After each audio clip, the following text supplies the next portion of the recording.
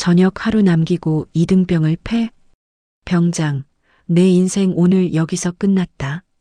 새벽 점오 후 적막한 복도. 저녁을 눈앞에 둔 병장 서태호는 여느 때처럼 후임들을 몰아붙이며 씩 웃고 있었습니다.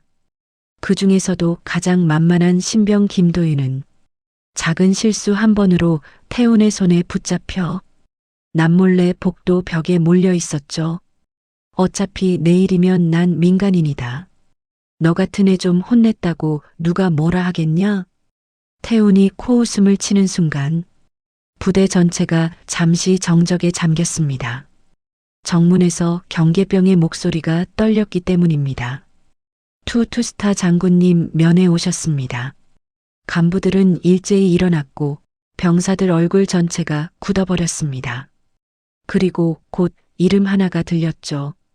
면회 대상 김도윤 이등병. 그 순간 저녁 하루 남기고 세상이 자기 것 같던 병장 서태훈의 얼굴이 하얗게 날아갔습니다. 그가 알지 못했던 사실 하나. 도윤의 가족 중 한 명이 현역 투스타 이모라는 것입니다. 과연 이날 어떤 일이 벌어질까요? 오늘의 사연 시작합니다. 새벽 4시 30분. 훈련소보다 더 적막한 공기가 생활관을 감싸고 있었다. 간부가 없는 시간대라 그런지 병사들은 서로의 눈치를 보며 분주히 움직였고 신병들은 작은 숨소리조차도 조심스러워했다. 병장 서태훈은 그 틈을 여지없이 파고드는 사람이었다. 저녁을 단 하루 남긴 그의 얼굴엔 이상한 여유와 기고만장함이 동시에 깃들어 있었다. 뒤로 팔짱을 끼고 생활관 안을 천천히 돌며 장난인지 명령인지 애매한 말들을 툭툭 던졌다. 아, 군장 끝 누가 이렇게 묵그래? 이등병이면 머리라도 써야지. 그 말에 신병 김도윤은 순간 손이 멈췄다. 그는 입대한 지 2달도 안 된 풋내기였고 체격도 왜소했다. 이전 중대에서도 조용히 지낸 편이라 태훈의 눈에 더욱 편한 상대로 보였다. 태훈은 도윤의 뒤로 다가가 군장을 거칠게 들어 올렸다. 야, 이거 다시 묶어. 오늘 야간 근무 내가 들어가니까 필수 장비 제대로 챙겨라. 안 그러면 알아서 해. 도윤은 작게 예라고 대답했지만 태훈은 불만스럽다는 듯 코웃음을 쳤다. 대답이 그게 뭐야? 크게 말해야지. 생활관 안은 한순간에 얼어붙었다. 상병, 일병들도 태훈을 말릴 생각을 못했다. 저녁 하루 남은 병장의 마지막 폭발만큼 무서운 게 없다는 걸 모두 알고 있었기 때문이다. 도윤은 다시 한번 크게 예를 외쳤지만 이미 태훈의 표적이 된 분위기는 지울 수 없었다. 점심 무렵부터 분위기는 더 험악해졌다. 부서에서 정리하던 서류가 바람에 날아가자 태훈은 곧장 도윤을 불렀다. 김도윤, 너 이거 정리한 거 맞지? 도윤은 당황해 그건 상병님이라고 말하려 했지만 태훈의 눈이 번쩍였다. 핑계야? 못하면 맞아야지. 그리고 아무도 말리지 못한 채 도윤의 뒤통수를 향해 손바닥이 크게 휘둘러졌다. 쾅 소리가 좁은 사무실에 울렸다. 도윤은 순간적으로 중심을 잃고 책상 모서리에 부딪혔다. 근처에 있던 일병 수혁이 움찔했지만 발걸음이 바닥에 붙은 듯 움직이지 못했다. 말리면 분명히 다음은 자신이었다. 부대 안에선 이미 알고 있었다. 서태훈에게 찍히면 남은 군 생활은 지옥이 된다는 걸. 정신 똑바로 차려. 저녁 하루 남았다고 내가 봐주는 거 없다. 태훈은 이렇게 말하면서도 표정은 오히려 더 여유로워 보였다. 스스로를 이 부대의 왕처럼 여기는 표정이었다. 저녁 무렵 야간 근무 편성이 공지되었다. 도윤은 체력도 떨어지고 몸도 아팠지만 태훈의 지시로 야간 경계 근무에 투입되었다. 경계 초소 근처는 어둡고 인적도 없었다. 태훈은 도윤 뒤에서 천천히 다가오더니 다시 트집을 잡았다. 총기 결박 끈 누가 이렇게 묶으래? 너 일부러 이러는 거 아니지? 도윤은 조용히 고개를 저었다. 아닙니다. 제대로 했습니다. 그 말이 끝나기도 전에 태훈의 손이 그의 멱살을 거칠게 움켜쥐었다. 신병 주제에 말대꾸야? 초소 옆 철문이 벌컥 열렸고 그 순간 깜짝 놀란 근무교대조 상병이 상황을 목격했다. 하지만 태훈의 눈빛을 보는 순간 그도 고개를 피하며 문을 닫았다. 그리고 그날 밤 부대 전체가 조용해진 시간에 복도 한가운데서 들리는 작은 신음소리가 있었다. 도윤은 바닥에 주저앉아 숨을 몰아쉬고 있었다. 겨우 생활관으로 돌아왔지만 멍든 뺨과 떨리는 손은 숨길 수 없었다. 병사들은 그를 보며 아무 말도 하지 않았다. 말 한마디 했다간 자신도 같은 일을 겪을지 모른다는 공포가 이미 깊게 스며 있었기 때문이다. 그때 생활관 천장에서 들리는 안내방송. 내일 10시 가족면회 신청자는 행정반으로 보고 바랍니다. 이 안내를 들은 순간 도윤의 얼굴엔 미묘한 떨림이 스쳤다. 이모가 전화를 걸어왔던 기억이 떠오른 것이다. 도윤아, 이번 주엔 내가 시간 내볼게. 얼굴 좀 보자. 그는 힘겹게 숨을 내쉰 뒤 조용히 눈을 감았다. 그리고 다음 날 부대 정문에서 들린 경계병의 떨리는 목소리가 모든 걸 뒤집을 준비를 하고 있었다. 투스타 장군님 면회 오셨습니다. 병사들은 서로의 얼굴을 확인하며 숨을 삼켰다. 면회 대상이 누구인지 알게 되는 순간 누군가는 무너질 것이 분명했다. 그 무너지는 사람이 누구인지는 아직 아무도 몰랐다. 부대 정문에서 투스타가 도착했다는 소식이 퍼진 뒤 중대 전체는 숨을 삼키며 움직였다. 누군가는 신발끈을 챙기는 척했고 누군가는 복도에 서 있다가 갑자기 뛰어가듯 자리를 피했다. 이유는 단 하나였다. 부대 역사상 투스타가 면회라는 일 자체가 없었다. 그 시각 병장 서태호는 아직 이 상황의 심각성을 완전히 이해하지 못한 채 행정반 의자에 걸터 앉아 있었다. 야간 근무로 지친 병사들 사이에서 그는 멀쩡하게 물을 마시고 있었고 중대장을 만날 준비까지 하고 있었다. 중대장은 태훈을 부르며 낮게 말했다. 태훈아, 어제 일 깔끔하게 정리됐냐? 그 질문 하나에 태훈의 눈빛이 단단히 굳었다. 예. 근무일지는 제가 알아서 해뒀습니다. 도윤이도 별말 안 했고요. 중대장은 태훈의 보고를 들으며 깊은 숨을 내쉬었다. 저녁 하루 남은 애가 사고치면 부대만 피곤한 거다. 알지? 예, 중대장님. 걱정 마십시오. 그러나 그 대화를 멀찍이 듣고 있던 상병 정우의 표정은 얼어붙어 있었다. 그는 야간 근무 때 문을 열었다가 태훈이 도윤의 멱살을 잡고 있는 장면을 직접 봤다. 하지만 말릴 용기가 없었다. 태훈이 자신을 어떻게 다뤄왔는지 누구보다 잘 알고 있었기 때문이다. 그때 중대장이 갑자기 정우를 불렀다. 정우야, 어제 상황 일지랑 일치하지? 정우는 목이 바짝 말라 침을 삼켰다. 눈앞에 있는 태우는 담담한 얼굴로 그를 바라보고 있었다. 그 눈빛 하나로 정우는 마음이 얼어붙었다. 예, 일지와 같습니다. 그렇게 말하고 난 뒤에도 정우의 손끝은 미세하게 떨렸다. 부대의 침묵은 더욱 견고해졌다. 누구도 사실을 말하지 않았다. 눈치를 본 것이 아니라 두려웠기 때문이었다. 이윽고 행정반 문이 벌컥 열렸다. 본부중대 소속의 부관 장교가 서류를 들고 들어왔다. 목소리가 떨려 있었다. 중대장님, 투스타 장군님이 면회를 요청하셨습니다. 대상은 김도윤 이등병입니다. 그 순간 중대장은 손에 들고 있던 볼펜을 놓칠 뻔했다. 도윤이가 투스타의 조카라고? 부관 장교는 고개를 끄덕였다. 예. 이미 지휘통제실까지 연락이 들어갔습니다. 지휘관도 이동 중입니다. 정우는 그 말을 듣고 온몸에 소름이 돋았다. 동시에 알 수 없는 희망이 아주 작게 스쳤다. 도윤이의 이모가 투스타라면 그동안 덮이고 지나갔던 모든 일이 드러날 수도 있다는 생각. 그러나 그 기대는 다시 빠르게 불안으로 바뀌었다. 부대 분위기상 이 일은 간부들 사이에서 덮으려 할 가능성도 있었다. 중대장은 태훈을 따로 불렀다. 지금 상황이 좋지 않아. 너 조심해라. 태훈은 여전히 자신감 넘친 표정이었다. 중대장님 괜찮습니다.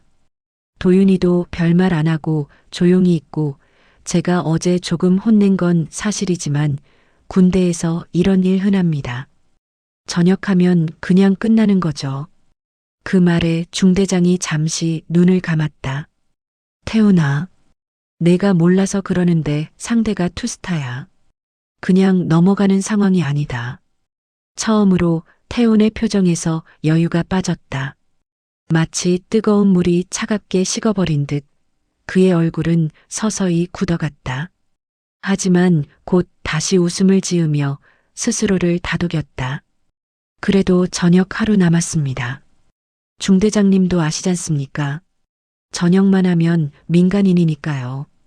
그 말이 떨어지자마자 행정반 바깥에서 병사들의 웅성거림이 들렸다. 누군가는 진짜 투스타레라고 소리쳤고 누군가는 부대장도 뛰어나갔다며 숨을 삼켰다. 도윤은 생활관에서 혼자 조용히 앉아 있었다. 멍든 얼굴은 붓기가 생겼고 손등에는 긁힌 자국이 여러 개 있었다. 그는 어두운 창문을 바라보며 이모가 곧 도착할 것이라는 사실을 떠올렸다. 이모가 오면 어떻게 될까? 걱정과 안도 두 감정이 동시에 가슴을 파고들었다. 한편 중대장과 부대장 그리고 간부들은 빠르게 모여 회의를 시작했다. 일단 저녁부터 시키고 책임은 민간에서 묻도록 합시다. 여기서 문제를 크게 만들면 윗선이 난리 납니다. 전역시키는 게 안전합니다. 그들의 결론은 명확했다. 서태훈을 전역시켜 부대 밖으로 내보내자는 것. 하지만 그때 한 부관이 급히 문을 열고 들어왔다. 지금 투스타 장군님께서 직접 오고 계십니다. 면회가 아니라 조사 겸 방문 같습니다.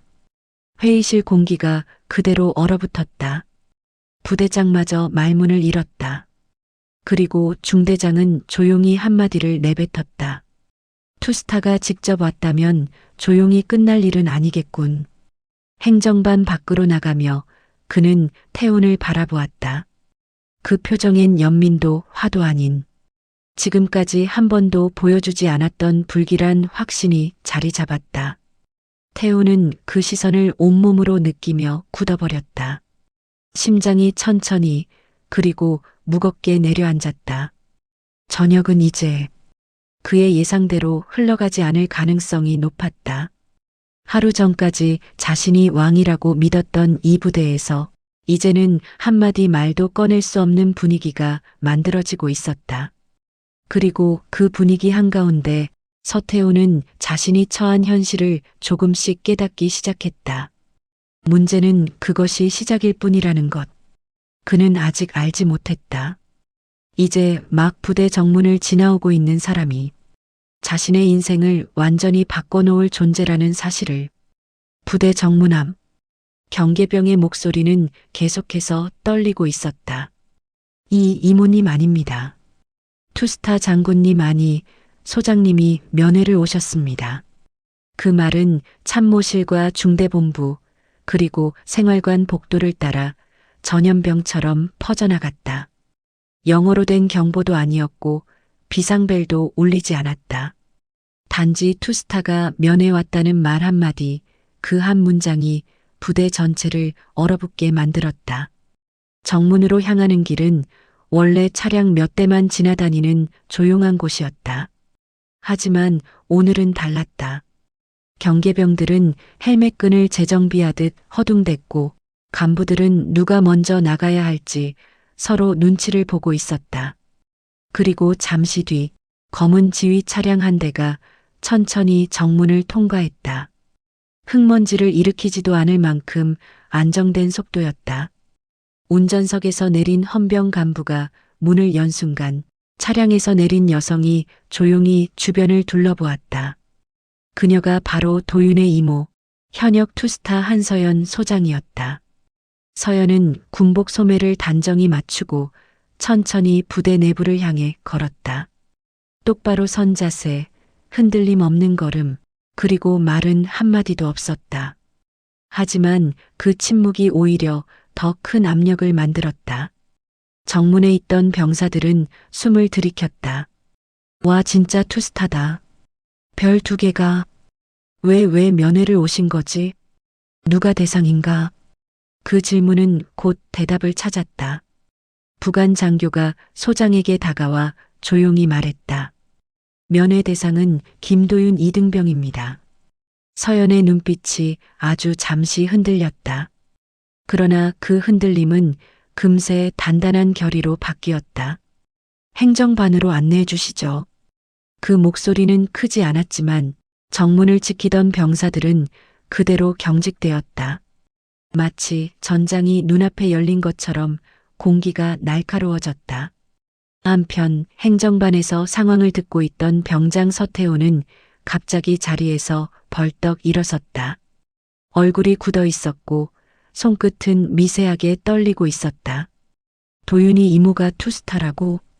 그는 다시 한번 물었지만 답은 같았다. 그래. 소장님이 직접 오셨다더라. 그 말을 들은 태훈의 표정은 순식간에 하얘졌다. 전역을 하루 남긴 왕이었던 그는 이제 당장 법정에 끌려갈지도 모른다는 두려움에 이성을 잃어갔다. 아니야. 이건 그냥 그럴 리가 없는데. 그는 자신에게 말하듯 중얼거렸다. 그러나 부대 밖에서는 이미 상황이 완전히 달라지고 있었다. 서연 소장은 부대장, 대대장, 중대장을 일렬로 세우듯 불러 세웠다. 부대장님, 사건 관련 내부 보고를 요청합니다. 목소리는 담담했지만 간부들의 어깨는 굳어 있었다. 부대장은 난처한 표정으로 말했다. 예, 소장님, 다만 아직 정확한 조사 전이라. 서연의 시선이 그를 그대로 멈춰 세웠다. 조사는 지금부터 제가 직접 보겠습니다. 제가 온 이유는 면회가 아니라 조카의 상태를 확인하기 위함입니다. 그 말을 듣는 순간 지휘라인의 움직임이 완전히 멈췄다. 중대장은 조용히 태훈의 이름을 떠올렸다. 이제 끝났구나. 그의 얼굴은 어둡게 가라앉았다. 태훈이 지금까지 해온 행동들이 조각 하나하나 머릿속에 떠올랐다. 그동안 눈 감아줬던 일들, 대충 넘어가려 했던 보고들, 병사들의 억눌린 목소리들까지. 서연은 천천히 행정반으로 걸어갔다. 문을 열자 안에 있던 병사들이 모두 벌떡 일어났다. 도윤은 깜짝 놀라 일어나려 했지만 서연은 손을 들어 그를 만류했다. 괜찮아. 앉아 있어. 그녀는 조카의 얼굴을 살폈다. 손등에 긁힌 자국, 어깨에 긴장. 그 모든 것이 말보다 정확하게 상황을 설명하고 있었다. 이게 전부냐? 그녀가 낮게 묻자 도윤은 고개를 끄덕였다. 그러나 눈동자가 아주 미세하게 흔들렸다. 서연은 그 흔들림을 놓치지 않았다. 도윤아, 말해라. 누가 너를 이렇게 만들었어? 도윤은 입술을 깨물었다. 말하면 태훈이 더 큰 보복을 할 것 같은 두려움. 하지만 이제는 말하지 않으면 안 된다는 압박이 동시에 밀려왔다. 그리고 아주 작은 목소리로 말했다. 병장 서태훈입니다. 그 한마디는 조용했지만 부대 전체에 폭발음처럼 번졌다. 행정반 바깥에서 대기하고 있던 간부들이 서로 얼굴을 보며 숨을 멈췄다. 중대장조차 표정을 숨기지 못했다. 서연은 고개를 들어 중대장을 바라보았다. 이제 확인 끝입니다. 병장을 당장 불러주시죠. 그 말 한마디에 저녁 하루를 남긴 서태훈의 운명은 완전히 뒤집히기 시작했다. 그리고 부대 밖에는 서연 소장이 도착한 사실을 알리는 차량 2대가 더 들어오고 있었다. 부대는 이제 단순한 폭행 사건이 아니라 투스타의 직접 조사라는 초유의 상황으로 빨려 들어가고 있었다. 사장, 면회실의 충격. 면회실 앞 복도는 평소보다 훨씬 조용했다. 행정반에서 서연 소장이 도윤의 상태를 확인했다는 소식이 퍼지자 병사들은 서로 눈치만 보며 말조차 꺼내지 못했다. 간부들 또한 어디에 서 있어야 하는지조차 판단을 못하며 허둥대고 있었다. 면회실 문이 열리자 공기가 한층 더 굳어졌다. 서연은 느린 걸음으로 조용히 안으로 들어갔고 도윤은 의자 끝에 앉아 고개를 숙였다. 어깨가 굳어 있었고 손가락은 떨리고 있었다. 그는 자신이 잘못한 게 아니란 걸 알면서도 병사 특유의 습관처럼 죄인처럼 서 있었다. 서연은 아무 말 없이 조카를 바라보다가 의자에 앉았다. 둘 사이의 정적이 잠시 이어졌다.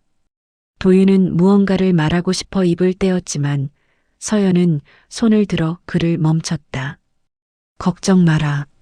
그 말은 아주 작은 목소리였지만 도윤의 어깨가 조금 내려갔다. 그는 안도와 불안이 뒤섞인 표정으로 서연을 바라봤다. 면회실 창문 너머로 부대장과 중대장이 오가는 모습이 보였다.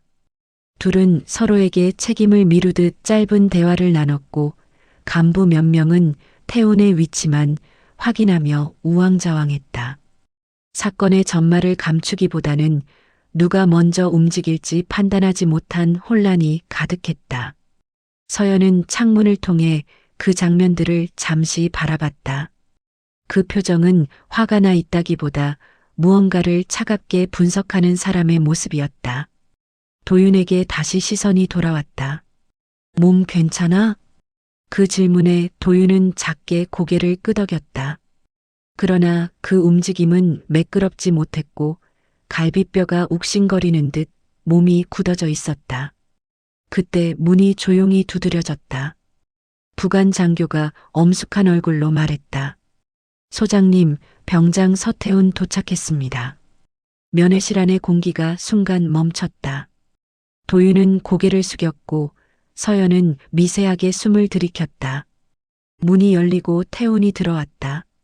평소처럼 어깨를 펴고 들어오던 그는 서연의 계급장을 보는 순간 걸음이 흐트러졌다.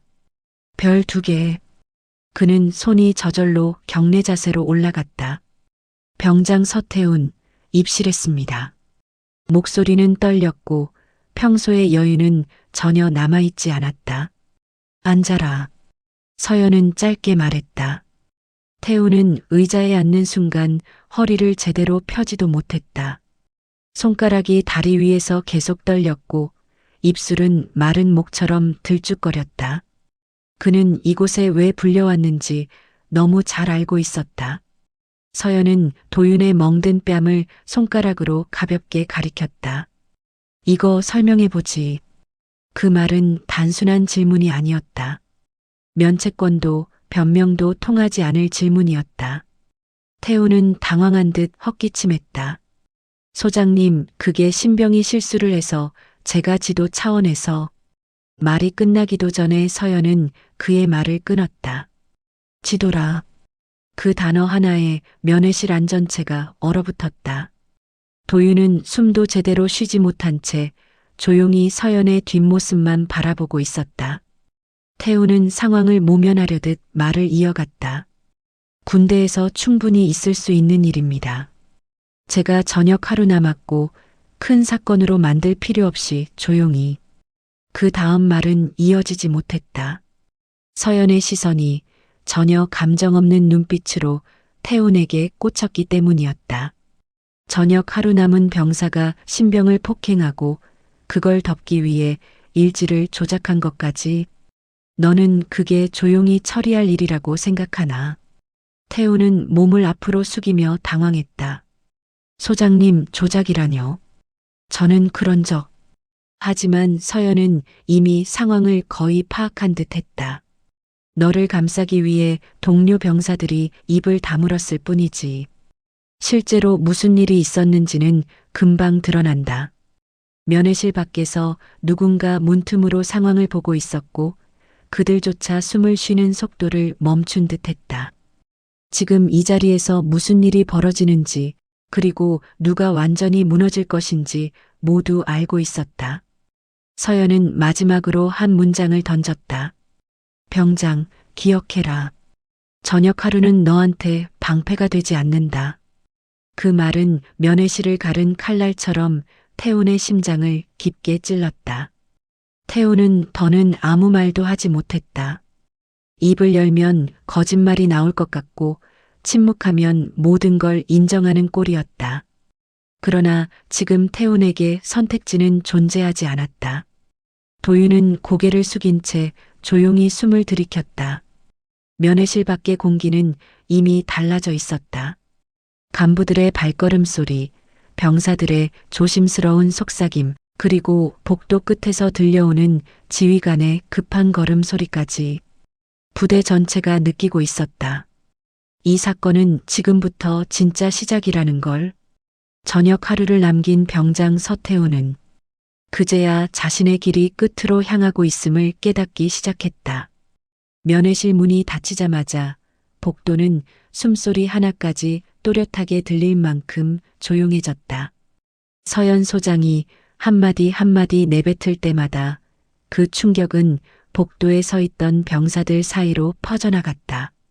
누군가는 숨을 삼켰고 누군가는 태훈의 이름을 속으로 되뇌며 얼굴을 굳혔다. 서연이 행정반으로 다시 이동하자 중대장과 부대장은 급하게 회의실로 들어갔다. 슬라이드 문이 닫히는 순간 내부에서 낮은 목소리들이 격하게 오갔다. 부대장, 저녁 하루 남았다고 해서 덮을 수 있는 사안이 아닙니다. 상황이 생각보다 심각합니다. 중대장, 하지만 저녁을 보류하면 절차상 바로 상급 부대로 보고가 올라갑니다. 이걸 크게 만들면 우리 부대도 타격이 있을 겁니다. 부사관이 조심스럽게 끼어들었다. 장군님께서 직접 조사하시겠다고 했습니다. 덮고 싶어도 이미 방법이 없습니다. 그 말에 회의실 공기는 완전히 가라앉았다. 이제 누구도 사건을 묻어둘 수 없는 상황이 된 것이다. 한편 서태우는 면회실에서 나와 혼자 계단 아래에 멈춰 서 있었다. 평소라면 후임들에게 큰 소리로 명령을 내렸을 그 계단에서 지금은 손을 난간에 올린 채 숨을 몰아쉬고 있었다. 자신의 이름을 부르는 소리가 나올까 두려워 귀까지 굳어 있었다. 그때 중대장이 계단을 내려오며 그를 불렀다. 태훈아, 잠깐 와봐라. 태훈은 억지로 태연한 표정을 지으려 했지만 입술이 굳어 제대로 모양이 잡히지 않았다. 중대장은 깊은 한숨을 내쉬고 말했다. 지금 상황이 많이 위태롭다. 소장님도 직접 나서신 상태라 내 저녁 예정은 그대로 안 갈 가능성이 있다. 태우는 웃음인지 당황인지 모를 표정을 지었다. 저녁 하루 남았습니다. 규정상 저녁만 하면 조치는 민간으로 넘어가고 중대장이 단호하게 말했다. 태훈아, 그 규정은 정상적인 상황일 때 이야기다. 지금은 폭행, 가혹행위, 은폐 시도, 보고 조작. 이 정도면 저녁을 멈출 수 있다. 태우는 순간 말을 잃었다. 가장 자신 있었던 부분, 어떤 일이 있어도 내일이면 민간인이라는 자신감이 흔들리기 시작했다. 복도 끝에서 병사들이 지나가는 소리가 들렸다. 그들은 태훈을 볼 때마다 고개를 돌렸고 누구도 그의 눈을 마주치지 않았다. 평소였다면 모두가 그에게 굽실거렸겠지만 지금은 아무도 다가가지 않았다. 두려움 때문이 아니라 이번에는 그를 감싸줄 사람이 없다는 것을 알고 있었기 때문이다. 오후가 되자 부대장과 중대장은 서연을 회의실로 모셨다. 부대장은 억지로 차분한 얼굴을 유지하며 말했다. 소장님, 내부 상황을 가능한 범위에서 보고드리겠습니다. 서연은 가볍게 고개를 끄덕이더니 단도직입적으로 물었다. 폭행이 있던 당시 근무자 로그를 가져오십시오. 그리고 김도윤 이등병이 배치된 시간과 장소 기록도요.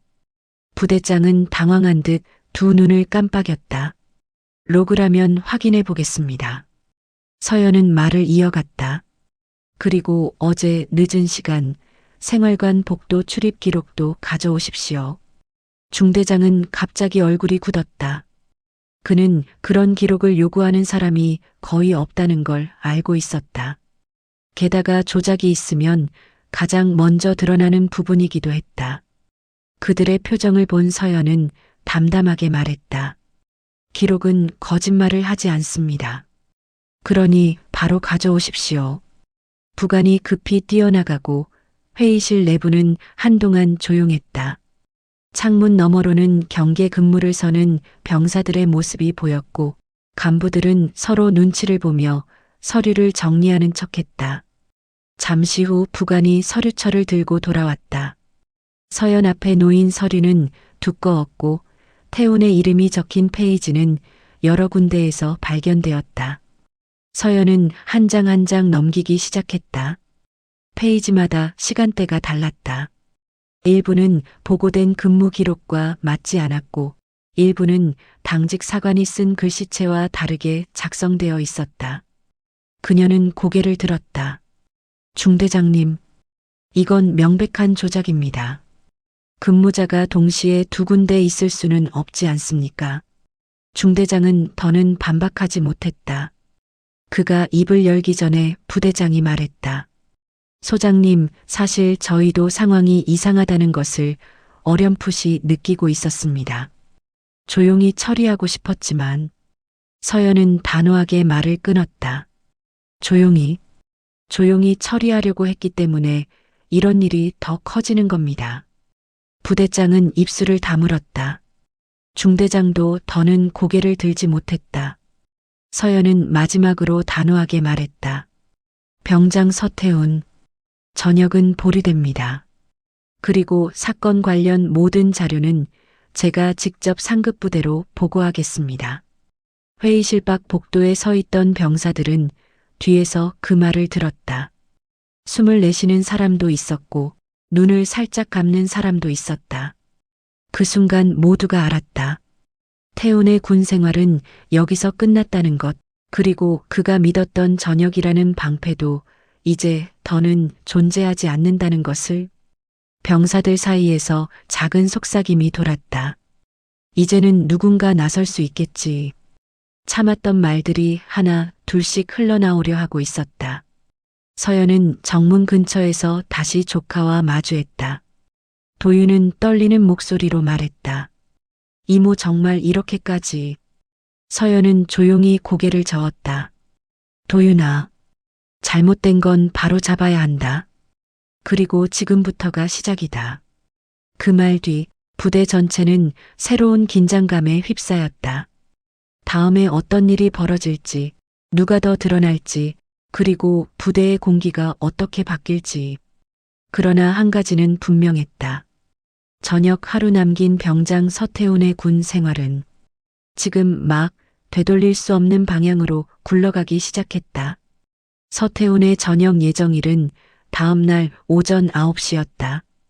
군 생활 내내 후임을 쥐고 흔들며 자신감으로 가득했던 그는 저녁 신체 검사를 마친 뒤 조용히 사무실 의자에 앉아 있었다. 그러나 그 얼굴엔 더 이상 여유가 남아있지 않았다. 중대 본부에서 서연 소장이 조사 중이라는 소식이 퍼진 뒤 그는 하루 종일 떨리는 다리를 진정시키지 못했다. 점심 직전 인사계 병사가 태운을 찾아왔다. 서류에 사인만 하면 저녁 절차가 마무리된다고 안내하면서 종이 한 장을 내밀었다. 그 순간 태운의 눈에 미묘한 희망이 비쳤다. 이 서명만 하면 소장이 뭐라고 해도 저녁은 완료된다는 생각이 그의 머리를 스쳤기 때문이다. 태우는 서류를 들고 복도 끝을 바라봤다. 중대장은 바쁘게 서류를 옮기고 있었고 행정반 병사들조차 그를 피하며 움직였다. 그 누구도 그에게 신경을 쓰지 않는 것 같았고 태우는 그 틈을 파고들었다. 괜찮다. 저녁만 하면 끝이다. 그는 스스로에게 그렇게 중얼거리며 다시 걸음을 옮겼다. 하지만 행정반 문 앞에서 부대장의 목소리가 날카롭게 들려왔다. 저녁 서류는 잠시 보류합니다. 간부들은 서로를 보고 굳어버렸다. 태훈도 마찬가지였다. 그가 붙잡아 들고 있는 서류가 갑자기 손에서 미끄러지는 듯했다. 잠시 후 서연 소장이 행정반 안으로 들어섰다. 태훈은 그 앞에서 꼿꼿하게 서려 했지만 자세가 제대로 잡히지 않았다. 서연은 조용히 말했다. 저녁 절차는 조사 이후에 논의하겠습니다. 태훈은 목소리가 갈라진 채로 말했다. 소장님, 저는 정말 조용히 군 생활 마치고 나가려고 했습니다. 이건 오해입니다. 서연은 눈을 가늘게 뜨며 그의 말을 막았다. 오해라면 조사에서 자연스럽게 밝혀질 것이다. 그 말에 태훈의 표정이 더욱 굳었다. 그는 본능적으로 느꼈다. 지금 이 자리에서 도망치지 않으면 모든 것이 무너진다는 것을. 잠시 후 그는 중대장에게 몰래 다가가 작은 목소리로 말했다. 중대장님, 저 저녁만 하게 해주십시오. 밖에서 알아서. 말이 끝나기도 전에 중대장은 단호히 고개를 저었다. 이건 개인적인 문제가 아니다. 이제는 상급 부대까지 연관되어 있다. 태우는 주변을 둘러봤다. 생활관에서 자신을 따르던 후임들, 그가 지나가면 주춤거리며 길을 비켜주던 병사들, 그 모두가 그를 피하고 있었다. 어느 누구도 그에게 다가와 변명을 도와주려 하지 않았다. 부대장은 갑작스러운 방문에 대비해 지휘 통제실 기록을 다시 검토하고 있었고 당직사관은 도윤과 태운 관련 시간대에 모순이 생긴 부분을 손에 쥐고 있었다. 조작의 흔적은 이미 선명했다. 이윽고 부대전 장병에게 명령이 전달되었다. 전원 생활관 대기. 간부는 회의실로 집합. 회의실 문은 무겁게 닫혔고 내부에서는 간부들의 목소리가 이어졌다. 부대장은 보고가 올라가면 빠져나가기 어렵다는 점을 강조했지만 서연은 그 말을 가볍게 넘기며 기록 하나를 내밀었다. 근무교대 로그 그리고 당직사관 보고서.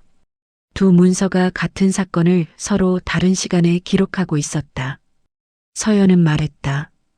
이 문서들은 누군가 손뗀 것입니다. 중대장은 얼굴이 창백해졌다. 그 순간 회의실 바깥에서 누군가 발을 멈추는 소리가 들렸다. 태훈이었다.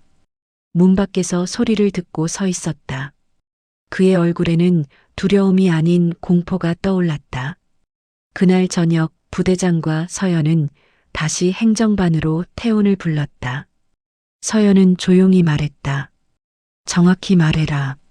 왜 근무 기록이 다르게 작성되어 있지? 태훈은 말문이 막혔다. 누가 수정했는지, 왜 그 시간대가 맞지 않는지, 누가 어떤 이유로 넘어가려 했는지. 그는 아무것도 설명할 수 없었다. 결국 태훈은 중대장의 시선을 피해 바닥만 바라보며 혼잣말을 했다. 전역하고 나가면 그 밖에선 제 맘대로 할 수 있습니다. 부대 안에서 이 정도 일은 흔한데. 그러나 그 말은 결정적으로 상황을 악화시키는 한 방이 되고 말았다. 서연은 냉정하게 말했다. 지금 내가 한 말이 바로 문제의 본질이다. 폭력이 흔하다 생각하는 사람은 밖에서도 누구에게든 똑같이 할 것이다. 그래서 내 전역을 허용할 수 없다.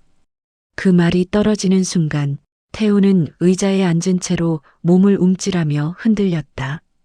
숨이 턱 막힌 듯 목을 움켜쥐었다. 그는 끝까지 자신은 빠져나갈 길이 있다고 믿었지만 지금 그 믿음이 완전히 부서지는 소리를 스스로 듣고 있었다. 행정반을 나가는 서연의 발걸음은 조용했지만 태훈에게는 군 법정의 걸음처럼 느껴졌다. 그 뒤를 따라 중대장도 고개를 숙인 채 방을 나갔다. 태훈은 혼자 남아 의자에 눌러 앉았다. 아직은 완전히 끝난 게 아니라고 스스로 말했지만 그 말조차 떨리는 입술에서 제대로 나오지 않았다. 저녁 하루 전, 그가 권력이라 믿던 모든 것들이 무너지고 있었다. 그는 이제 더 이상 이 부대에서 누구도 모를 수 없는 존재가 아니었다. 내일 아침이 오기 전 그에게 남은 길은 오직 단 하나였다. 마지막 발악을 하거나 모든 것을 인정하고 무너지는 것. 하지만 어느 쪽을 선택하든 이미 그의 저녁은 멀어지고 있었다. 밤이 깊어가던 생활관은 평소와 달리 조용했다.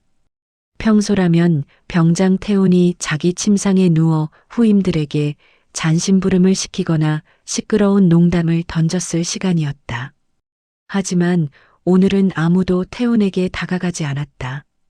오히려 병사들은 그가 복도를 지나가면 말없이 시선을 피했고 그가 방문을 열면 모두가 숨을 가다듬었다. 태훈은 생활관 정문을 닫고 혼자 천천히 걸었다. 발걸음이 무겁고 일정하지 않았다. 그는 계속 중얼거렸다. 내일이면 끝이다. 전역하고 나가면 소장도 날 어떻게 못해. 그러나 말투는 자신을 설득하려는 듯했고 믿음이 실리지 않았다.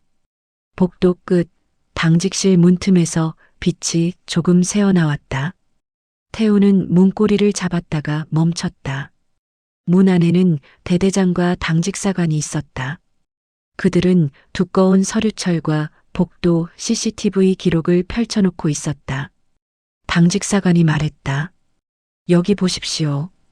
이 시간엔 태훈 병장이 이 근처에 있었을 가능성이 없습니다. 근무지도 다릅니다. 대대장이 고개를 숙였다. 보고를 누가 조작했나 아무리 봐도 혼자 할 수 있는 일이 아니다. 태훈의 심장이 덜컥 내려앉았다. 그가 은폐하려 했던 모든 흔적이 지금 이 순간 두 사람 손에 들어가고 있었다. 그는 조용히 문에서 손을 떼고 복도를 벗어났다. 하지만 그 작은 움직임마저 당직사관이 눈치챘다. 문틈 너머에서 들린 낮은 목소리. 지금 누가 문 앞에 있지 않았나? 대대장이 자리에서 일어섰다. 태훈은 걸음을 멈추지 않고 생활관 방향으로 돌아갔다. 그러나 그의 걸음은 점점 빨라졌고 숨도 거칠어졌다. 그는 알았다. 이제 더는 어떻게든 넘어갈 수 없다는 것을. 얼마 뒤 중대장에게 호출이 들어왔다. 대대장은 회의실로 중대장을 불러 기록의 불일치 부분을 재차 확인하며 말을 아꼈다. 중대장은 종이를 바라본 채 얼굴이 어두워져 있었다. 태훈 혼자 한 짓은 아니겠다는 겁니까? 대대장은 깊게 한숨을 쉬었다. 누군가 묵인했겠지. 보고가 조작됐다는 건 누군가가 그의 비위를 계속 덮어줬단 뜻이니까. 그러나 그 대화는 문 밖에 서 있던 서연 소장에게 그대로 전달되었다. 서연은 문을 2번 두드리고 안으로 들어갔다. 두 사람 모두 자세를 고쳐 잡았다. 서연은 단도직입적으로 말했다. 지금 필요한 건 변명이 아닙니다. 사실을 있는 그대로 밝히고 조치를 실행하는 것입니다. 대대장은 고개를 숙였다. 중대장 역시 입술을 깨물었다. 그들은 사태가 이미 손을 벗어났다는 사실을 깨닫고 있었다. 이때 행정반의 전화가 울렸다. 대대장이 전화를 받자 긴장한 목소리로 대답했다. 태훈이가 생활관에서 문제를 일으켰다고 합니다. 두 사람의 표정이 굳어졌다. 서연은 한 발 먼저 문을 나섰다. 그 뒤를 중대장과 대대장이 급히 따라붙었다. 생활관 앞은 이미 몇몇 병사들이 모여 웅성대고 있었다. 그들 사이에서 태훈은 난간에 기대 서 있었다. 얼굴은 창백했고 눈동자는 흔들리고 있었다. 병사 하나가 상황을 보고했다. 태운 병장이 생활관을 돌아다니며 병사들한테 말 걸고 무슨 말을 했는지 병사들이 다 피했습니다. 말투가 좀 이상했습니다. 태우는 그 소리를 듣더니 갑자기 고개를 들었다. 그리고 서연과 눈이 마주쳤다. 그 눈빛은 분노도 반항도 아니었다. 그저 부서지기 직전의 사람처럼 공허한 눈이었다. 태우는 가까스로 입을 열었다. 소장님, 전 그냥 저녁만 하고 싶었습니다. 다 끝내고 나가면 조용히 살려고 했습니다. 목소리는 갈라져 있었고 말은 흐트러졌다. 서연은 조용히 말했다. 내가 조용히 살고 싶은 건 이해한다. 하지만 그 전에 너는 내가 저지른 일을 책임져야 한다. 그게 군의 원칙이고 사회의 기본이다. 태우는 고개를 숙였다. 평소라면 반박했겠지만 지금은 아무 말도 나오지 않았다. 그는 몸을 흔들며 두 손을 머리 뒤로 올렸다. 그 자세는 마치 자신이 이미 결과를 받아들였다는 선언처럼 보였다. 중대장이 앞에 섰다. 태훈아, 너 혼자만의 문제는 아니다. 너를 감싸고 방치한 우리도 책임이 있다. 그 말은 태훈의 가슴을 더 무겁게 짓눌렀다. 그는 부대가 자신을 버렸다고 생각했지만 사실은 그동안 자신을 지켜주던 틀 자체가 무너진 것이었다. 잠시 후 태우는 생활관 뒤편의 작은 의자에 앉았다. 달빛 아래 얼굴이 드러났고 그는 더는 눈을 피하지 않았다. 서연은 그 옆에서 말없이 서 있었다. 태훈이 조용히 말했다. 저 이제 어떻게 되는 겁니까? 서연은 담담히 답했다. 규정대로다. 상급 부대에 바로 보고가 올라갈 것이다. 그리고 너는 더 이상 내일 전역하지 않는다. 태훈의 어깨가 무너져 내렸다. 그는 더 말하지 않았다. 마치 몸 안에 남아있던 힘마저 빠져나간 듯했다. 생활관 앞에 정적이 내려앉았다. 병사들도 조용히 서 있었고 누구도 떠들지 않았다. 모두가 눈앞에서 한 병장이 완전히 무너져 내리는 장면을 바라보고 있었다. 그리고 그 정적 속에서 태훈의 군 생활은 사실상 끝이 났다는 것을 모두가 느끼고 있었다. 그러나 서연은 알았다. 이것이 끝이 아니라는 것을. 그녀가 마주해야 할 진짜 문제는 이 부대 내부의 구조적 문제와 태훈을 이런 방향으로 만들어버린 흐릿한 은폐의 골이라는 것을. 부대 전체는 숨을 죽이고 다음 순간을 기다리고 있었다. 새벽이 밝아오기 전 부대는 유난히 고요했다. 전날 밤의 소란과 긴장, 그리고 병장 서태훈의 붕괴는 아직 모두의 표정 위에 그대로 남아 있었다. 하지만 그 침묵 속에서도 어떤 일은 정확하게 그리고 빠르게 진행되고 있었다. 아침 바로 직전 상급 부대에서 파견된 군 조사단 차량이 정문을 통과했다. 경계병들은 곧바로 경례 자세를 취했고 부대장은 조사단을 맞이하며 얼굴이 굳었다. 조사단장인 준이가 짧게 말했다. 보고받은 내용 확인하겠습니다. 기록과 증언 모두 확보합니다. 복도 끝에서 그 장면을 지켜보던 병사들은 그 말만으로도 사건이 더는 부대 내부에서 끝날 일이 아님을 알았다. 태훈뿐 아니라 그동안 보고를 적당히 넘겼던 간부들까지도 책임을 피하기 어려워졌다. 이어서 행정반으로 이동한 조사단은 근무일지와 CCTV 백업 기록, 당직사관과 생활관 증언을 순차적으로 수집했다. 서류들은 이미 어젯밤 서연이 추려놓은 상태였기 때문에 조사단은 빠르게 정황을 파악해 나갔다. 조사단장은 서연에게 말했다. 정확한 선조치 고맙습니다. 현역 장군이 직접 확인해 준 자료면 신뢰도가 높습니다. 서연은 고개를 내리며 말했다. 조카의 문제이기도 하지만 부대 차원의 문제이기도 합니다. 이대로는 어느 부대에서든 똑같은 일이 생길 겁니다. 조사단의 움직임이 점점 빨라지자 부대 전체가 조용해졌다. 생활관, 식당, 복도까지 모두 숨을 삼킨 상태였다. 그때 탁한 목소리가 들렸다. 태훈이었다. 헌병 2명에게 둘러싸인 채 행정반 앞으로 옮겨지고 있었다. 눈은 충혈되어 있었고 멀쩡한 모습을 유지하려 애쓰는 표정이었다. 하지만 군기는 이미 무너진 뒤였다. 조사단장은 태훈에게 질문했다. 김도윤 2등병 폭행, 보고 누락, 근무지 조작, 이 모든 게 자네가 한 일인가? 태훈은 잠시 고개를 들었다. 목에 걸린 침을 삼키며 말했다. 저 혼자만의 일은 아닙니다. 그 뒤로는 더 말하지 못했다. 마치 자신이 지켜오던 마지막 방패가 그 한 문장과 함께 산산조각 나는 것 같았다. 중대장과 부대장은 그 말을 듣고 고개를 숙였다. 그들의 책임 또한 피할 수 없음을 잘 알고 있었다. 한편 도윤은 의료실 침대에 누워 있었고 팔에 붕대를 감은 채 조용히 창밖을 보고 있었다. 그의 얼굴에는 아직 긴장과 두려움이 남아 있었지만 어젯밤보다 눈빛은 훨씬 안정돼 있었다. 문이 열렸다.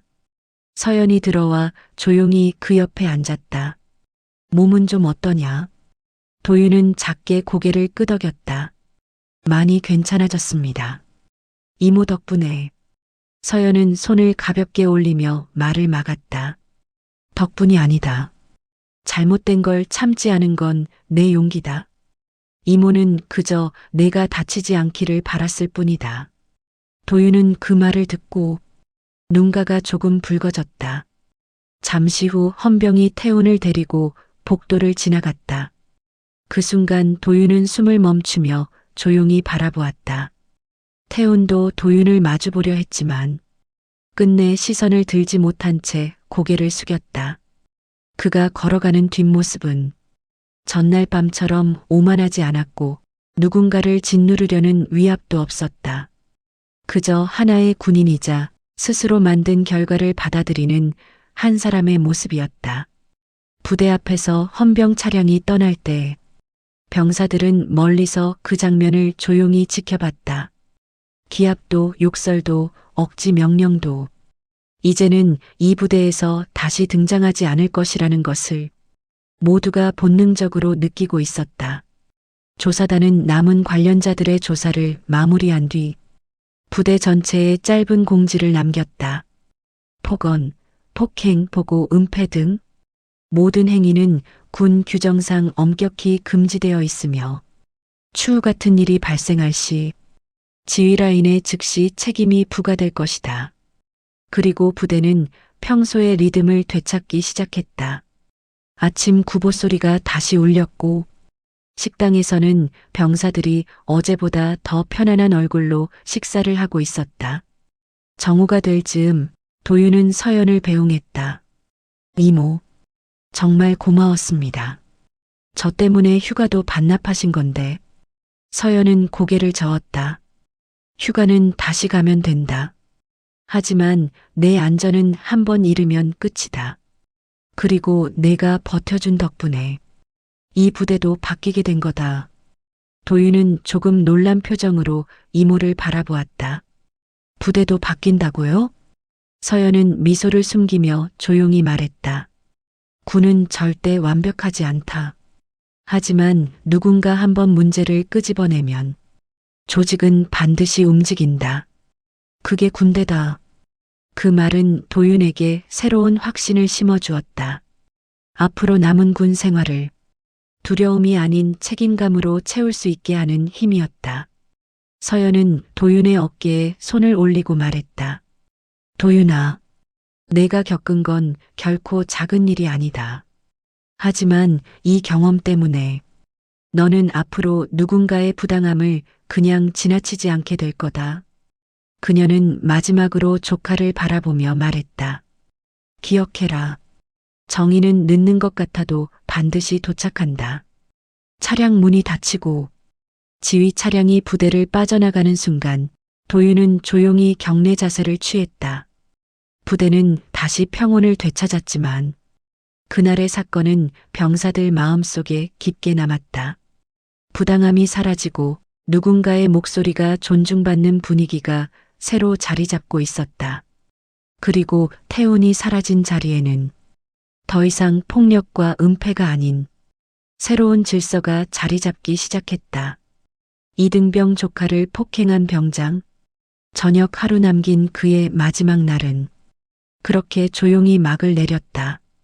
그리고 그날 이후 이 부대는 다시는 예전 모습으로 돌아가지 않았다.